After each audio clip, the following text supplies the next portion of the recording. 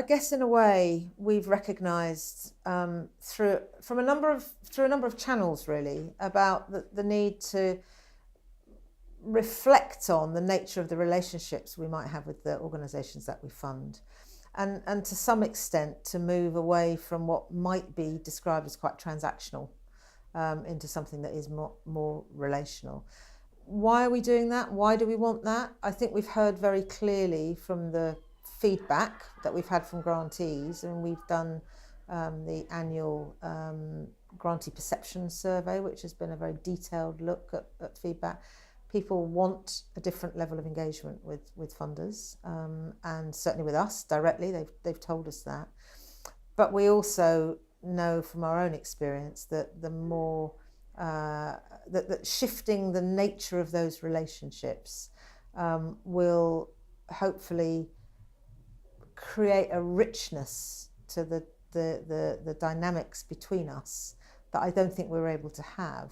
And so what that might look like, as an example, Comet Relief has recently developed for the first time a core funding programme, and the approach that we're taking is an element of Funder Plus activities alongside of that, and a much more engaged grant relationship, very much focused at a regional level. So, potentially bringing some organisations together regionally and having different type of relationship on a one-to-one basis with those organisations. I suppose engaged funding allows you to have a much more on the ball kind of sense of what's happening for organisations.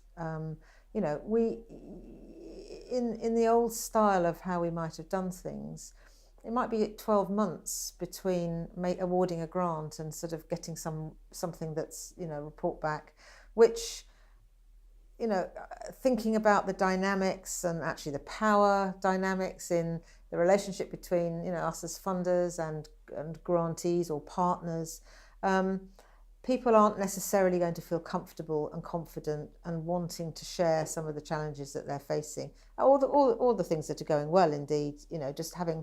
So I think to be able to have a much more fluid, ongoing set of relationships means that we become, or we enhance our knowledge of what's happening in the sectors that we're funding. We're actively involved in discussions. We're listening in a different way than we perhaps have done before. And what that helps us to do is to really understand those challenges that those organisations are facing in a very different way, possibly through, actually having conversations, meeting face to face rather than something on paper, that will help us bring that back into the organisation, reflect on what that means for our grant making approach, practice, style, but also share our experience more broadly, across the sector and engage with others to really look at how we can be most responsive. Are there particular responsibilities for trusts and foundations in this current climate? One of the things we need to think about if we're going to step into this more engaged model of grant making is, firstly, actually finding a way, without being hugely onerous on the organisations that are funding, of actually understanding the value of that engagement. And because obviously, what we don't want to do is to end up with projects, feeling like they're servicing yet another set of relationships for not much value. So it's incumbent on us to understand from their perspective. And in a sense, we have to also recognise how free will organisations feel to say to us as funders, actually don't really want you coming round so much, or so we've got to think carefully about how we do that.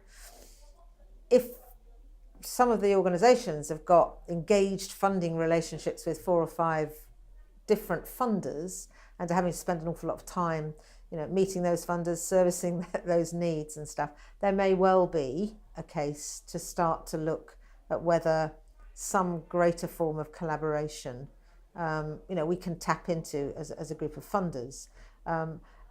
It's interesting. I think it will continue to be a challenge, as every other attempt to do things collaboratively for individual organisations has proved. we know, organisations for the last 30 years have been asking for the common application form, the common reporting form. And I suppose it's just thinking about as we move into new and different ways of doing things, it would be really helpful if we could stop and reflect, at really quite regular intervals at what this experience is delivering. Is it valuable? And if it isn't, or it's overly cumbersome, what can we do differently?